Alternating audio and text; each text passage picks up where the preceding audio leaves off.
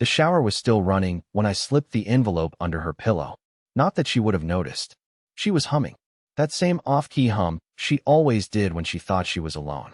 It used to make me smile. Now it made my skin crawl. I stood in the hallway for a second longer than I should have. Listening. Not eavesdropping. Just listening like a man who knows something's about to detonate, but still hopes he imagined the ticking. I almost turned back. Almost. But my fingers clenched. I walked out of the house, leaving the door unlocked behind me. The sky was overcast, like even the universe wasn't sure how to react. 2 blocks down, I finally exhaled. Let me backtrack, but not too far. This isn't about how I fell in love or how we met. That chapter's irrelevant now. What matters is the last 41 days. Not 40. Not 42. Exactly 41. Because 41 days ago, I found the hidden folder on her laptop. It was called Jasper Invoices. Cute. She doesn't even do finances. Jasper isn't a client. He's a bartender. Well, was. Now he's apparently a poet with shoulder tattoos and zero regard for committed relationships. Inside the folder? Photos. Screenshots. Voicemails. Videos I wish I could unsee. I stared at that screen for an hour, refusing to blink, like if I stared long enough the pixels would rearrange themselves into something innocent. They didn't. There was one file titled TuesdayMorning.mov. She was wearing my hoodie. My hoodie. That's when the shaking started. I don't remember standing, or knocking over the lamp, or yelling into the silence of an empty house. What I do remember is the sound of my voice breaking mid-sentence. I wasn't even talking to anyone. Just the echo of disbelief. I didn't confront her. I couldn't. Not right away. Instead, I started acting. I copied everything. Moved it to a flash drive shaped like a pineapple, her sister's weird wedding favor. I slipped it into the lining of my suitcase. Then I began preparing, separate bank account, P.O. box, canceling shared subscriptions one by one. Quiet dismantling. Like slowly unthreading a sweater someone else unraveled. But I wasn't angry. That's the thing people never believe. I wasn't mad. I was hollow. There's a difference. Anger has fire. Hollow is just air where love used to live. And in that emptiness, I wrote. Pages and pages. Not threats. Not accusations. Just memories. Questions.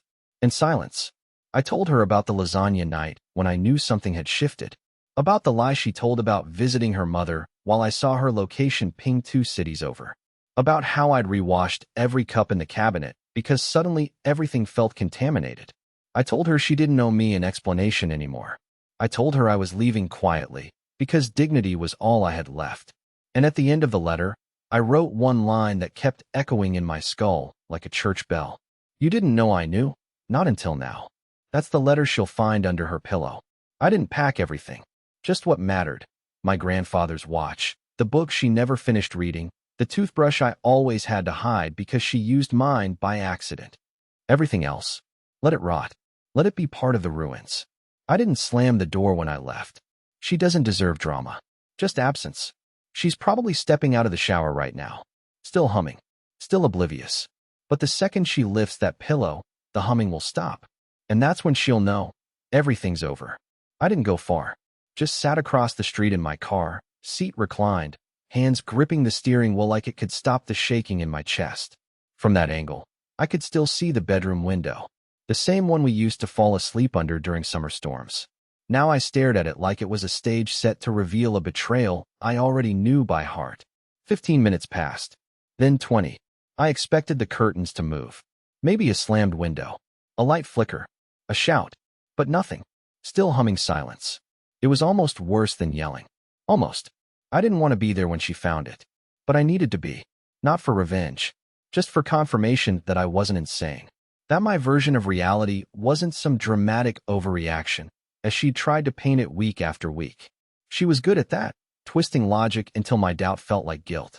Like the time I asked why she started wearing that dark lipstick again. The one she said made her lips look too full. She scoffed and told me I was being possessive.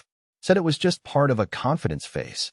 Funny how her confidence came with late-night showers, secret passwords, and suddenly deleting old photos of us from her Instagram like I was a ghost she was slowly erasing. I think the thing that hurt the most wasn't even the cheating. It was the performance. The slow smile she gave me in the mornings. The casual love you she'd toss over her shoulder. The way she still asked me to pick up almond milk like we weren't bleeding out emotionally in the same kitchen. That's what shattered me, not the infidelity, but the fact that she kept playing the role. Like I wouldn't notice that her lines were hollow. I must have dozed off, because the buzz of my phone startled me. A single text. From her. Can you come back? No punctuation.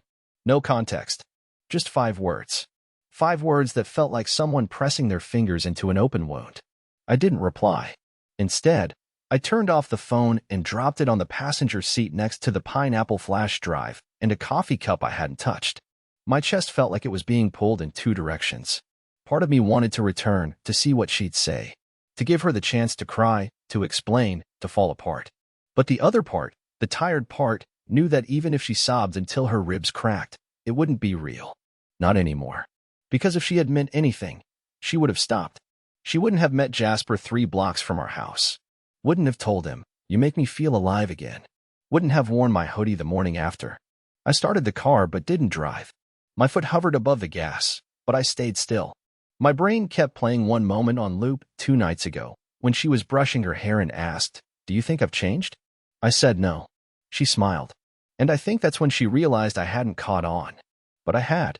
I just wasn't ready to act. Until now. I drove to the storage unit I'd rented last week. It was cold inside, the kind of cold that feels permanent. My duffel was still in the back corner, next to a box labeled, "Wedding Stuff," I hadn't had the heart to open. I set the letter's draft beside it. The real one was still under her pillow, waiting like a silent bomb. And then I sat there on the concrete floor, thinking about all the invisible things you lose in a breakup. Not the furniture or the clothes, but the rituals. The jokes only you understood. The sleepy hums. The weird little dances in the hallway after laundry. All of it vanishing like breath on glass. I didn't want her to cry. I didn't want her to beg. I just wanted her to read every word I wrote and finally realize that the man she thought would never leave had already walked out the door. Quietly. Deliberately. Without slamming it. Back in the car, I stared at her message again. "Can you come back?" This time, I replied. "You should finish reading the letter." I had sinned. And drove into the night. There's a strange freedom that comes with being past the point of heartbreak.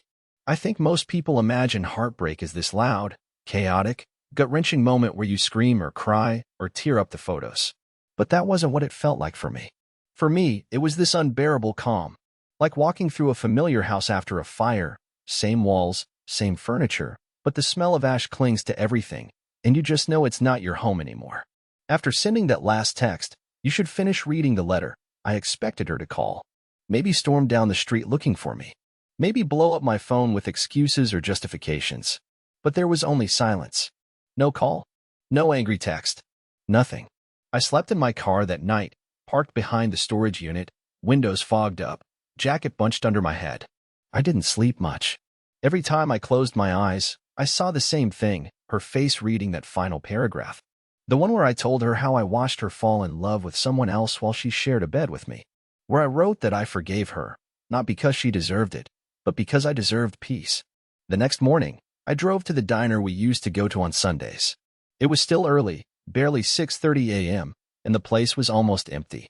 I sat in the back booth, ordered burnt coffee and dry toast because I didn't want food. I just needed a place that felt solid beneath my hands. An old man 2 tables down was reading a newspaper with shaking hands. A waitress hummed as she poured refills. Life was still happening all around me, completely unaware that mine had been split in 2. And I envied them. I envied the normalcy. The not knowing. I pulled the flash drive from my pocket and turned it over in my palm. I knew what was on it.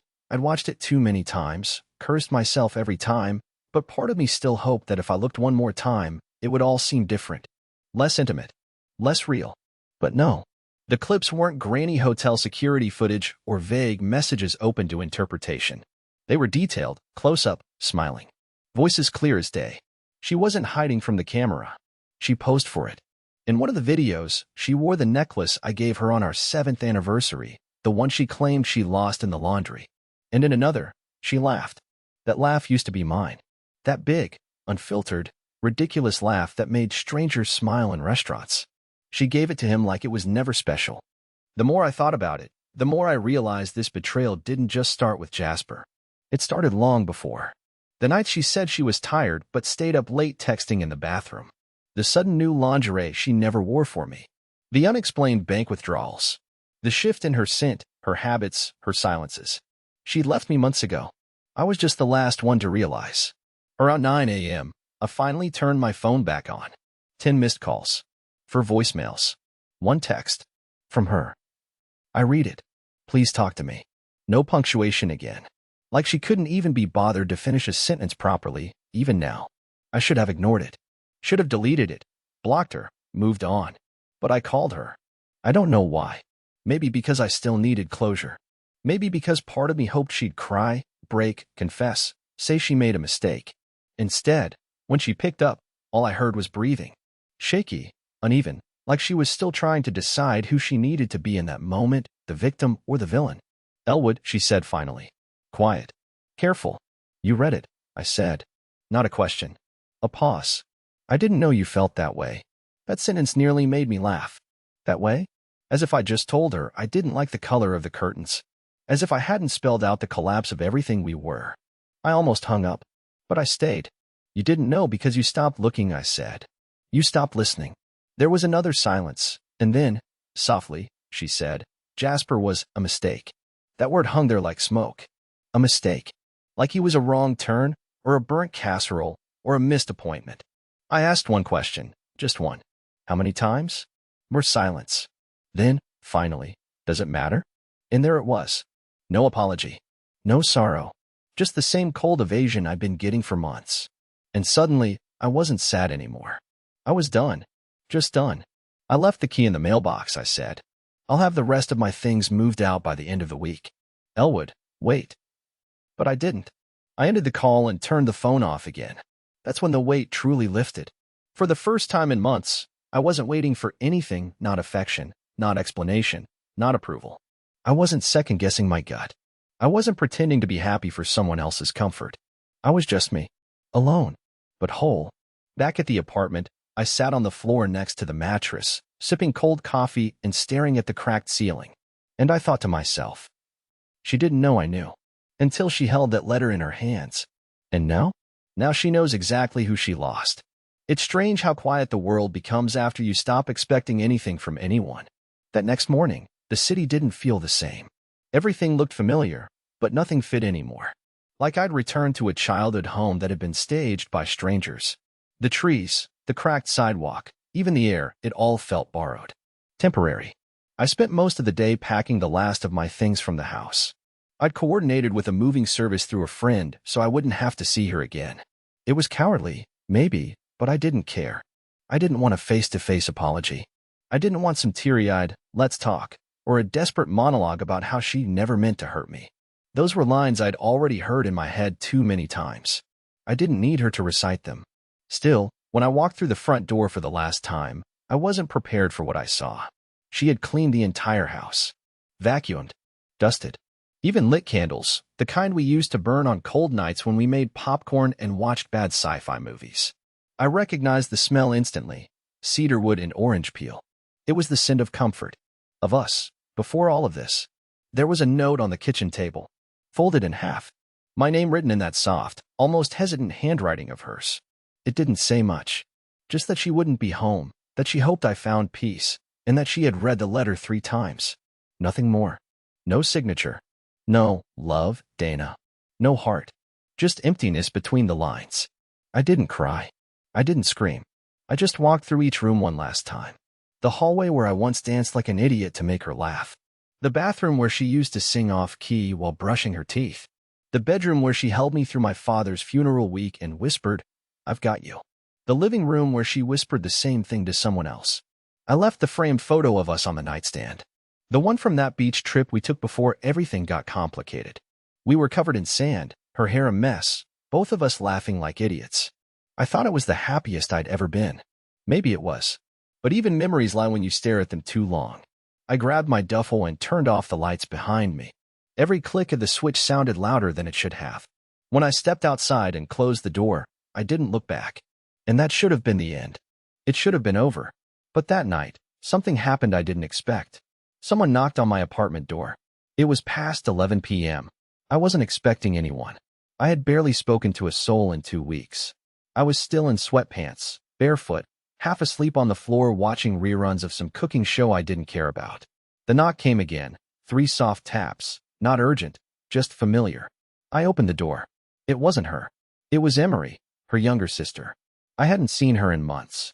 Maybe longer. She looked nervous, holding a manila envelope like it was radioactive. Her eyes darted past me, like she wasn't sure if she should really be there. "I know you don't want to talk," she said quickly, "but you need to see this." I let her in, mostly out of shock. She sat at the table like she didn't belong in her own skin. Her fingers drummed against the envelope as she stared at it. I didn't say anything, just waited. Finally, she pushed it across the table toward me. "I found this on Dana's desk. I wasn't going to get involved, but after reading your letter, God, Elwood, you deserve to know everything." My stomach nodded. "What is it?" "She was going to leave you," Emery said quietly. "But not for Jasper. For someone else." My fingers trembled as I opened the envelope. Inside were printed messages, flight confirmations, even a signed lease application for a condo in Portland. There were emails, messages from another man, someone named Camden, a marketing exec, based in Oregon. The timestamps overlapped the ones I had from Jasper. I flipped through each page, each one stabbing deeper than the last. One of the texts from Dana read, "Once I'm out, we'll have no more secrets. I just need to time it right. He's fragile. He's fragile." That's what she said about me. Like I was some wounded animal she had to gently push aside so she could chase the next thrill. Emery looked like she wanted to vanish. "I'm sorry," she whispered. "I thought you deserved the truth." I'm not taking her side. I haven't spoken to her since she told me everything. I couldn't look at her the same. I couldn't either. I sat there for a long time after Emery left, just holding that envelope, reading that word over and over again, fragile, like I was the problem, like my love had been a burden, like my trust had been some naive little offering she tolerated until she got bored. And that's when it hit me. The letter, it hadn't been enough. Not really. Because she still thought she'd fooled me. Still thought she had power over the story. That I'd walk away and quietly nurse my wounds while she reinvented herself as some brave soul, choosing happiness. But now I knew the truth behind the truth. And I wasn't going to be the quiet one anymore. I didn't sleep that night. Not even a second. The envelope Emery left sat on the table, half open, its contents splayed like confession pages no one ever meant me to see. I read everything again, then again, over and over, until I couldn't tell if I was memorizing her betrayal or just punishing myself with it. She hadn't just cheated on me. She'd engineered an escape. While I was losing sleep over one man, she had already planned a new life with another, signed paperwork, booked viewings, even told him she'd feel lighter without the guilt. Her exact words, by the way, without the guilt. I thought about that phrase for hours. How it said everything without saying anything at all. She wasn't sorry for what she'd done. She was sorry it might become inconvenient. She didn't mourn the end of us. She resented the effort it took to keep the lie alive. By 6 a.m., I was out of the apartment and driving through fog so thick it looked like the world hadn't woken up yet. No destination, no music, just me and the sound of worn-out tires on wet pavement. I passed the diner, the library, the lake where we once slow danced at sunset on her birthday. Every place looked different now. I wasn't nostalgic. I was numb. I ended up in the parking lot of her firm. I don't know what made me go there. I wasn't planning to confront her. I had nothing to say, but part of me wanted to see it. The mask. The performance. I wanted to see if she could still walk around pretending like nothing had happened while the ground crumbled beneath her. She pulled in at 8:14, same as always. Sleek black coat. Hair tied back. That purposeful walk she'd mastered over the years, like she was always 5 steps ahead of the rest of the world. She looked like someone who had everything together. But I knew. She didn't glance around. Didn't hesitate. Just walked straight into the building, like she hadn't left destruction behind her. And for the first time in weeks, I didn't feel small. I didn't feel weak. I felt removed. Like I'd finally crawled out of the wreckage and was watching it burn from a safe distance. I didn't stay long. I drove home, packed the rest of my things in silence, and made one final call to a lawyer I found through Emery's friend. I didn't want drama, just distance. Legal, emotional, and otherwise. I didn't care about the furniture. I didn't want the house. I just wanted my name untangled from hers like a knot that had gone too tight for too long. The call took less than 20 minutes. But what came next was unexpected. Later that afternoon, a knock came at my door. I froze, half expecting her to be standing there, holding a suitcase and some watered-down apology. But it wasn't Dana. It was Camden, the other man. I opened the door and stared at him for a solid 5 seconds before saying anything. Tall, expensive coat, Rolex that probably cost more than my old truck. He looked composed, rehearsed, but his eyes flicked, uncertain. He didn't expect to see me, not like this. Maybe he thought I'd be broken. Maybe he thought I'd yell. But I didn't. Elwood? He asked, like he wasn't sure I was real. I nodded. You've got 5 seconds. He raised both hands slightly, like I was holding a weapon. I'm not here to fight. I found out everything. She told me you knew. I didn't. Look, I didn't know she was still with you when this started. She told me you were separated. I stared at him. She said you were fragile, I said coldly. You know, that word she likes to use behind my back. His face shifted, just for a moment. Regret? Embarrassment? It was hard to tell, but he didn't deny it. I didn't sign up to be anyone's escape plan. I thought she was starting over. I didn't realize I was part of a pattern. Now that was interesting. A pattern? I asked, stepping back slightly. Camden nodded. I'm not the first. Jasper wasn't either. She's been in and out of these arrangements. I found old messages. She kept a journal in her iCloud. Stupid, really. I shouldn't even be telling you this, but I feel like you deserve to know. You weren't crazy. You just didn't see the whole picture. That word again, crazy. For months, I questioned myself. Wondered if I was just paranoid, insecure, too sensitive. She planted those doubts in me like seeds, and I watered them with my silence. Now here stood the man she was going to run away with, telling me she'd made a habit of betrayal. Before he left, Camden said something I'll never forget. She's good at making people feel like they're the only thing that matters. But the moment she's bored, you're invisible. He didn't ask for forgiveness. Didn't linger. Just turned and walked off, leaving me standing there with more truth than I'd asked for. That night, I opened the old journal I used to keep before marriage made me forget how to talk to myself. I started a new page. I didn't write about her, or Jasper, or Camden. I wrote about me. I wrote. She didn't know I knew, but now I do, and I'm not giving her the final word. It was time to rewrite the ending. By the next morning, the air had shifted. It wasn't colder. It wasn't stormy. It just felt like something had snapped loose inside me. For the first time since this whole nightmare began, I wasn't weighed down by what-ifs or half-formed questions. I wasn't circling the same mental loop of betrayal, silence, and self-blame. I was angry now, but not the fire-breathing kind. Mine was a quiet, razor-sharp fury. Focused. Final. I didn't want revenge. I didn't want her to cry. I didn't want to prove I was better or stronger or more lovable. I wanted her to understand, really understand, what she'd done. I wanted her to look around and finally feel the absence she created. The space I had once filled, now hollowed out by her own choices. I didn't want a confrontation. I wanted clarity, and that meant I needed to finish what I started. So I called her. She answered on the second ring. Her voice was shaky, like she'd been waiting days for this moment. Elwood, I need to pick up the last of my things, I said, flat and measured. This weekend. I'll be in and out. She paused. Can we talk when you're here? No. Just 5 minutes. No, Dana. Silence. She started to say something again, but stopped. And then, in a smaller voice, you don't hate me? I let the silence speak for me. When I showed up that Saturday, she wasn't home.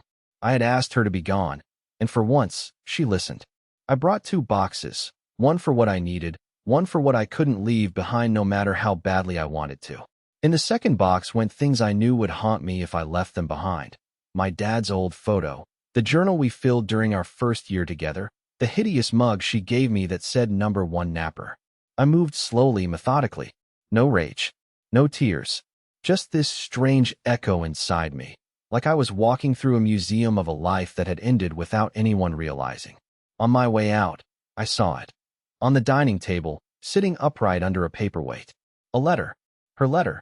I should have walked past it. I should have left it untouched. But curiosity, or maybe some part of me still needing closure, pulled me back. I sat at the table and unfolded it. It wasn't long. She started with, I'm sorry, then tried to justify it. Said she felt disconnected for years. That she wanted to feel seen again. That I stopped showing up emotionally. Which was rich coming from someone who hadn't looked me in the eye during a full conversation since 2022. She didn't mention Jasper. She didn't mention Camden. Instead, she wrote, "It was never about them. It was about me." And you know what? She was right. It was about her. Her inability to sit with discomfort. Her need for validation. Her addiction to attention, to being adored, to always having a way out before the house collapsed. She made herself the victim of her own choices, and I was just collateral. I didn't finish the letter.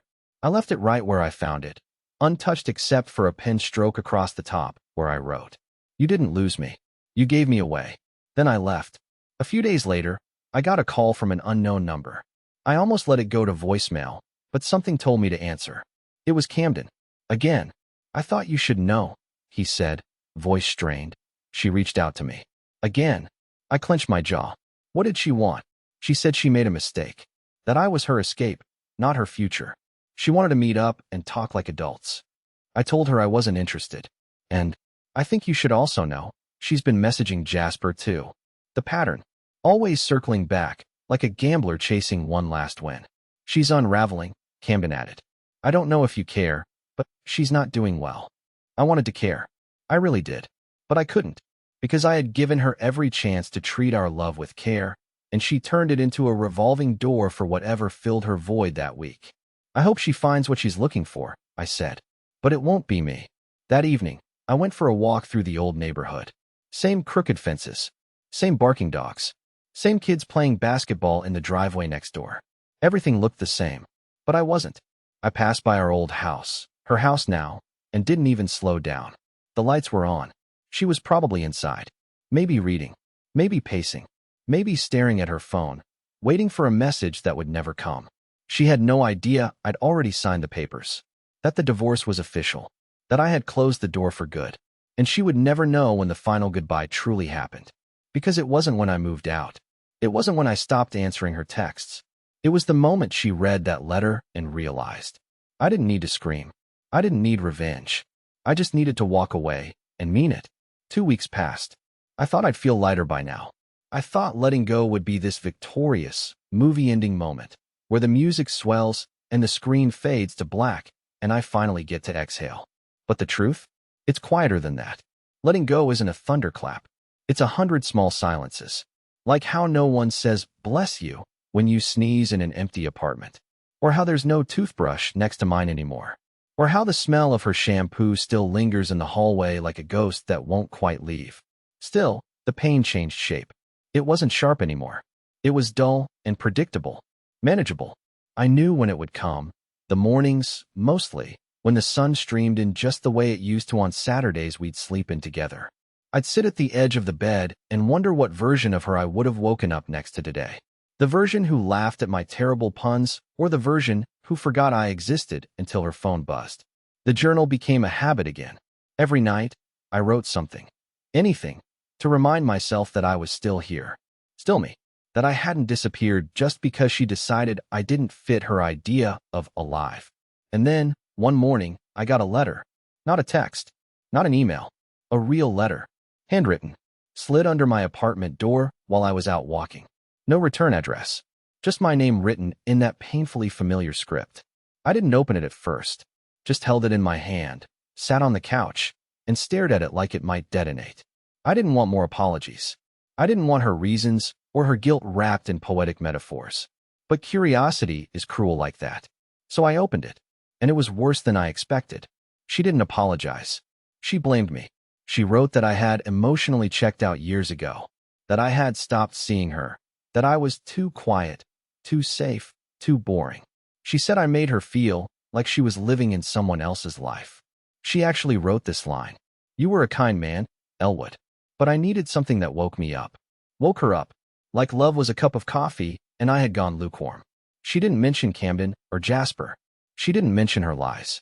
She didn't once acknowledge that she'd left bruises where trust used to live. Instead, she framed it like I had abandoned her long before she ever wandered off. And maybe she believed that. Maybe that was her truth. But it wasn't the truth. I had spent years showing up, listening, adjusting, waiting.